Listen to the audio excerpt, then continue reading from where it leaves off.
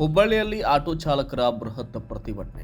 App ಆಧಾರಿತ ಸಾರಿಗೆ ಹಾಗೂ ಗೂಡ್ಸ್ ಪೋರ್ಟಲ್ ಸಂಸ್ಥೆಗಳ ವಿರುದ್ಧ ಮತ್ತು ಇವುಗಳಿಗೆ ಸಹಕಾರ ನೀಡುತ್ತಿರುವ ಅಧಿಕಾರಿಗಳ ಧೋರಣೆ ಖಂಡಿಸಿ ಉತ್ತರ ಕರ್ನಾಟಕ ಆಟೋ ಚಾಲಕರ ಸಂಘದ ನೇತೃತ್ವದಲ್ಲಿ ಸೋಮವಾರ ಹುಬ್ಬಳ್ಳಿ ನಗರದಲ್ಲಿ ಭರ್ಜರಿ ಪ್ರತಿಭಟನೆಯನ್ನು ನಡೆಸಲಾಗಿದೆ.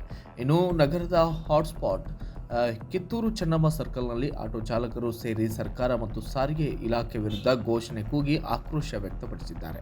ಬಳಿಕ ನೂರಾರು ಆಟೋಗಳು ಭಾಗವಹಿಸಿದ ಬೃಹತ್ ರ್ಯಾಲಿ ಹೊರಟು ಆರ್ಟಿಒ ಕಚೇರಿಗೆ ಪಾದಯಾತ್ರೆ ನಡೆಸಿತು.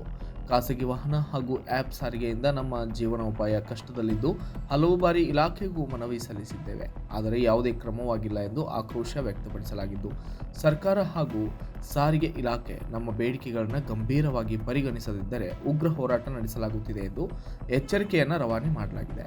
ನಂತರ ಸಾರಿಗೆ ಇಲಾಖೆಯ ಅಧಿಕಾರಿಗಳ ಮೂಲಕ ಸಾರಿಗೆ ಸಚಿವರಿಗೆ ಮನವಿ ಪತ್ರವನ್ನು ಸಲ್ಲಿಸಲಾಯಿತು. Bureau report, Kannada Janashree news desk, Hubballi.